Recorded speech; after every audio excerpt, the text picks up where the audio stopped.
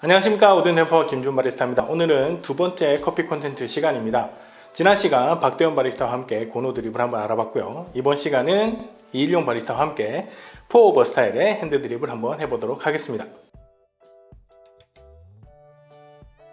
만약 지난 시간 영상을 놓치신 분이라면 오른쪽 위에 표시되고 있는 카드를 눌러주시면 지난 영상으로 연결됩니다. 그럼 바로 시작합니다. 여기는 서울 합정이고요. 제 옆에 계시는 분은 커넥트커피 대표님이자 2019년도 한국 팀 바리스타 챔피언십의 챔피언 이일용 바리스타입니다. 네, 안녕하십니까? 예, 안녕하세요. 네, 자기소개 한번 부탁드립니다. 예, 안녕하세요. 저는 바리스타 이일용입니다. 현재 합정에서 커넥트커피라는 브랜드의 카페를 운영하고 있고요. 작년부터 한국 팀 바리스타 챔피언십의 유트로 팀으로 활동하고 있습니다. 커넥트커피를 다방면으로 운영하고 계실 텐데요. 커넥트커피가 하는 일에 대해서 좀 더 자세하게 한번 설명 부탁드립니다. 네, 저희 커넥트커피는 이 이름에서 아실 수 있듯이 커넥트, 연결하다라는 뜻을 가지고 있습니다. 그래서 기본적으로 커피와 사람을 연결하고, 그리고 커피와 농장, 그리고 그로 인해서 커피가 좀 많은 사람들에게 더 많이 알려지길 바라는 소망으로 만들어진 브랜드인데요. 이 커넥트 커피라는 이름을 따서 또 다양한 프로젝트를 하고 있습니다. 매장에서는 게스트빈이라는 프로젝트를 진행하고 있는데 두 달에 한 번씩 국내 로컬 카페를 선정해서 소개하고 그 원두를 매장에서 드립으로 드실 수 있도록 제공하고 있고요.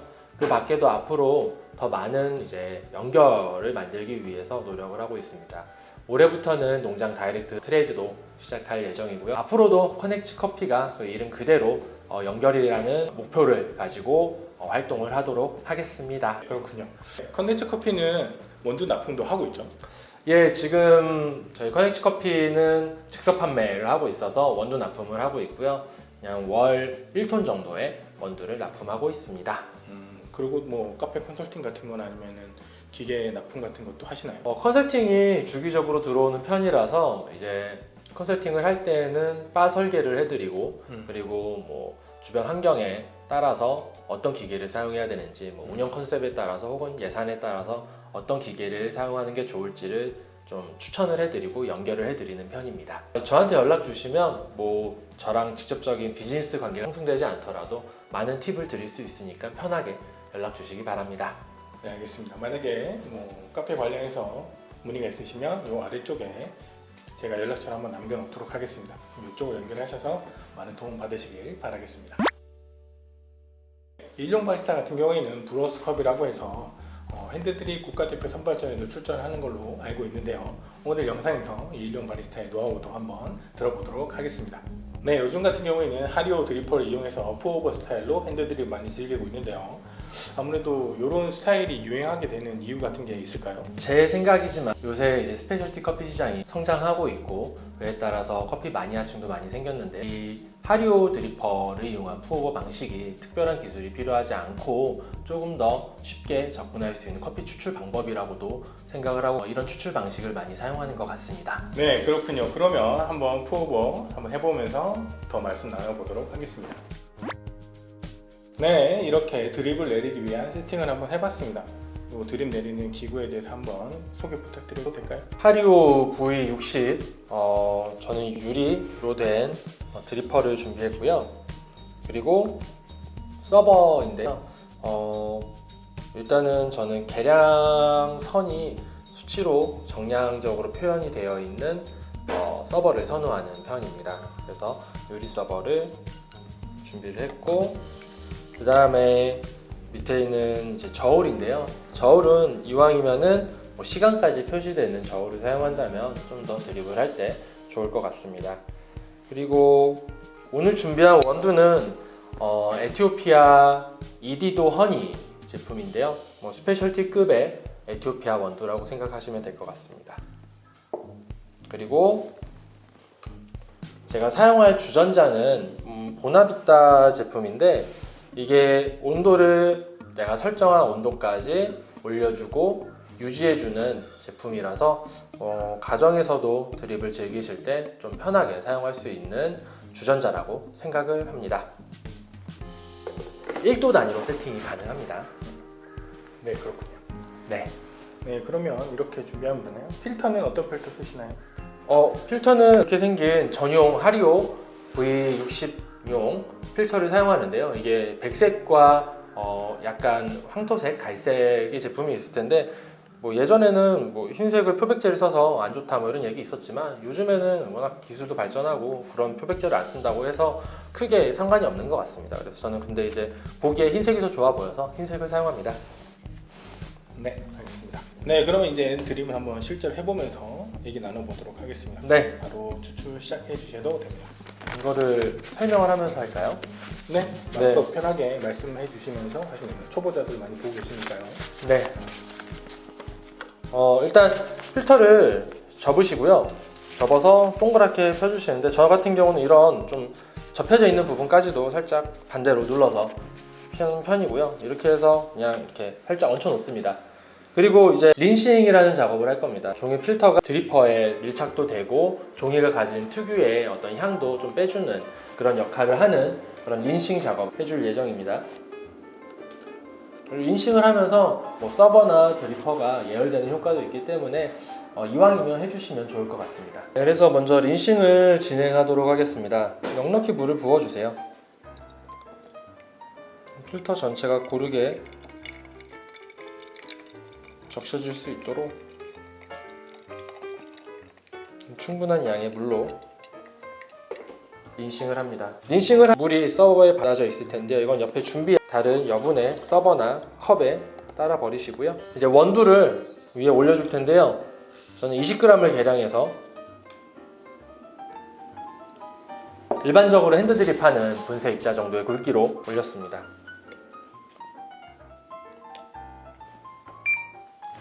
이렇게 준비한 드리퍼 위에 이제 원두를 부었고요. 추출을 시작할 텐데요. 먼저 제가 생각하는 추출은 이제 적심과 추출 두 단계로 나누게 됩니다. 먼저 적심 과정은 일반적으로 우리가 많이 얘기하는 뜸들이기라고 생각을 하면 됩니다. 이제 원두가 물을 머금고 커피가 추출되기 위해서 준비되는 시간이 필요하다고 생각을 하는데요. 그렇게 이제 적심 과정을 거치고 그 이후에 추출을 뭐 1차, 2차, 3차, 4차에 나눠서 추출을 진행하게 됩니다. 지금 20g의 원두를 사용해서 총 300ml 혹은 300g 정도의 커피를 추출할 예정인데요. 적심 과정을 할 때에는 사용한 원두의 1.2배에서 1.5배 정도의 물을 부어줄 예정이고요. 그 이후부터는 밸런스 좋은 커피를 추출하기 위해서 80씩 4회 총 320g 정도의 물을 지속해서 부어줄 예정이고요. 이 부어주는 간격은 좀 감에 맡겨서 진행을 해보도록 하겠습니다. 네, 알겠습니다. 네. 그럼 그 감은 제가 한번 이렇게 측정 한번 해보도록 하겠습니다. 네. 네, 이제 시작을 할 텐데요. 먼저 적심으로 제가 사용한 원두 20g에 1.2배인 24g에서 30g 사이에 물을 부어 보도록 하겠습니다.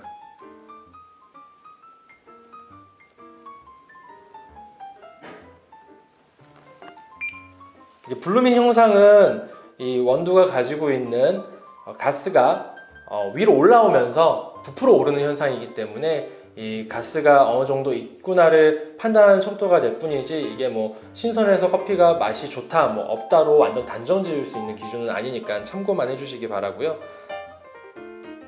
지금 대략 30초가 지나고 있는데 이쯤에 1차 추출로 80g의 물을 가운데서부터 달팽이 모양을 그려가면서 부어보도록 하겠습니다. 밖으로 나갔다가 안으로 들어오는 형태로 진행을 할 예정이고요. 이왕이면 가운데에 물이 좀 더 많이 들어가는 게 좋다고 생각을 합니다. 이제 원뿔용 구조이기 때문에 보통 이제 가운데에 원두가 더 많이 모여 있습니다. 그리고 물이 빠져나가면서 오목해지는 시점을 두 번째 추출 포인트로 잡고요. 다시 80g의 물을 부어줍니다. 이렇게 부어줄 때 신경 써야 하는 부분은 이 가장자리의 한 0.5에서 1cm 부분은 이왕이면 물을 부어주지 않는 게 좋다고 생각을 합니다. 이유는 그렇게 하면서 이제 3차 추출을 진행하겠습니다. 가장자리를 1cm에서 0.5cm를 건드리지 않는 이유는 단순한데요. 이제 바로 밑에 이 드리퍼에 리브, 물길이라고 하는 리브가 있기 때문에 리브와 만나는 시간이 짧아집니다. 그래서 커피에 물맛이 돌 수 있는 환경을 만들어주기 때문에 가급적이면 가장자리 0.5cm에서 1cm는 건드리지 않고 커피를 추출하는 편이고요. 네. 이렇게 지금 총 4회에 걸쳐서 80g씩 물을 부어줬고요. 처음에 뜸들이는 물 30g과 이후에 부어준 물까지 해서 거의 한 360g 정도의 물을 부어주었고, 지금 계량컵 선으로 보시면 거의 300에 다다를 때 드리퍼를 걷어내 주도록 하겠습니다. 네, 지금 걷어낼게요. 이렇게 걷어내게 되면은 이제 드리퍼 원두 위에 물이 어느 정도 올라와 있는 걸 보실 수 있는데요. 이렇게 했을 때 커피가 완전히 다 밑으로 추출되지 않음으로써 자칫 아린 맛이나 좀 많이 쓴 맛 같은 것들이 좀 배제된다고 생각을 합니다. 이렇게 추출된 커피는 바로 드시기보다는 이런 바스푼이나 집에 있는 숟가락을 이용해서 위아래로 잘 저어서 컵에 부어 드신다면 이제 커피 고형분이 아래로 가라앉아 있는 게 골고루 위까지 떠서 전체적인 커피 맛의 밸런스가 더 좋아진다고 생각을 합니다. 이렇게 추출을 완료해 보았습니다. 네, 그러면 요거 커피 내리는 거 한번 마셔보면서 얘기 나눠보도록 하겠습니다.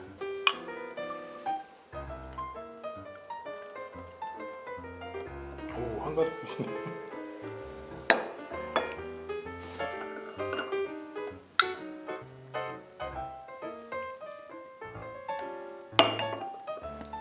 이건 우드템퍼님 거, 이건 제 겁니다. 자, 한번 보도록 하겠습니다. 산뜻하고 좋은데요. 아, 괜찮으신가요? 네. 네, 이틀 전에 볶은 신선한 커피입니다. 시간이 지나면 좀 더 맛있어지겠네요. 네, 그렇습니다.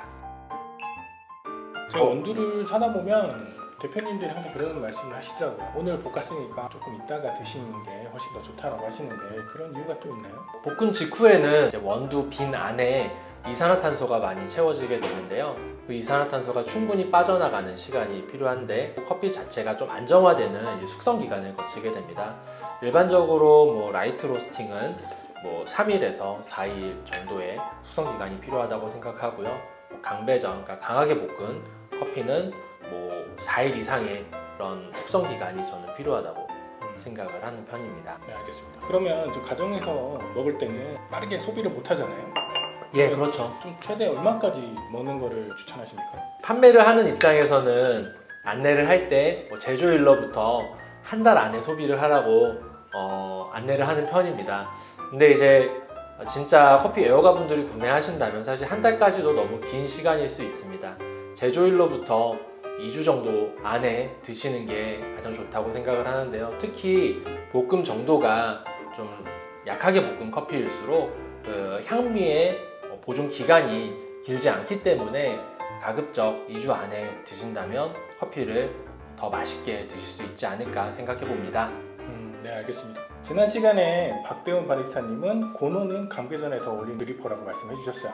그러면 오늘 하고 있는 우리 푸오버 같은 경우에는 어떤 커피에 좀 더 어울리는 스타일인가요? 푸오버 방식의 드리퍼를 이용하는 경우에는 아무래도 커피 추출이 좀 빠르게 진행이 되기 때문에 이 커피의 향미와 뭐 단맛, 신맛 같은 커피 성분이 추출되기에 용이합니다. 그렇기 때문에 약하게 볶은 좀 향미가 좋은 스페셜티 커피를 추출하기에 적합하다고 생각을 하는 편이고요. 만약에 이런 V60 드리퍼를 이용해서 강하게 볶은 원두를 추출한다면 물의 온도를 좀 낮게 잡고 뭐 90도나 89도 정도로 낮게 잡으시고 분쇄 입자의 굵기를 좀 굵게 하신 후에 커피를 푸오버 방식으로 추출을 하신다면 커피 추출도 수월하게 진행이 되고 맛도 그리 강하지 않게 추출이 될 거라고 생각을 해서 강한 볶음도도 마찬가지로 푸오버 스타일로 추출할 수 있다고 생각을 합니다. 네, 알겠습니다. 푸오버 스타일 핸드드립 같은 경우에는 어떤 도구를 사용하는 게 더 좋을까요? 드리퍼 같은 경우는 요즘 다양하지만 예전부터 많이 써오던 게 V60이 있을 것 같고요. 디셈버 드리퍼나 디셈버에서 또 이제 밑에 구멍을 좀 크게 뚫어놓은 새로운 스타일의 드리퍼도 나왔는데요. 이 드리퍼들이 스페셜티 커피에 잘 어울리는 드리퍼라고 생각을 합니다.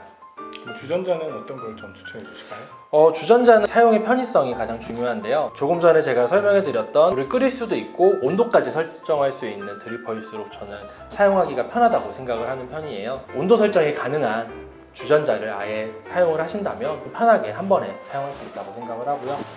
조금 전에 소개해드렸던 보나비타 말고도 요즘 많은 브랜드에서 그런 전기 포트가 나오기 때문에 온도 설정만 좀 다양하게 되는지 점검해 보시고 구매하신다면 좋을 것 같습니다. 예전에는 핸드드립을 배울 때 처음에 자세부터 많이 배우곤 했습니다.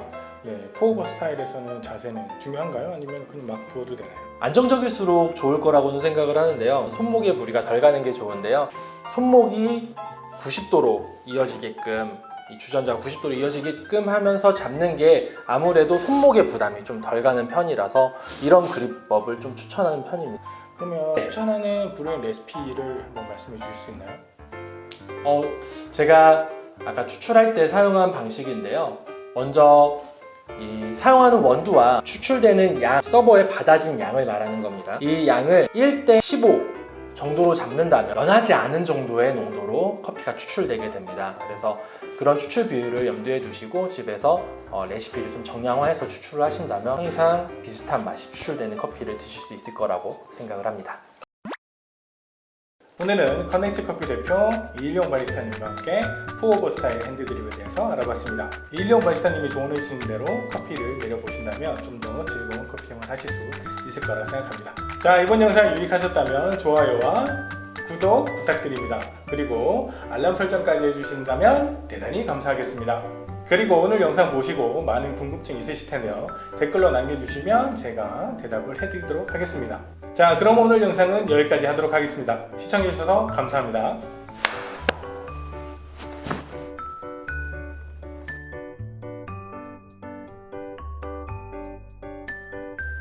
자, 이번 영상 유익하셨다면 좋아요와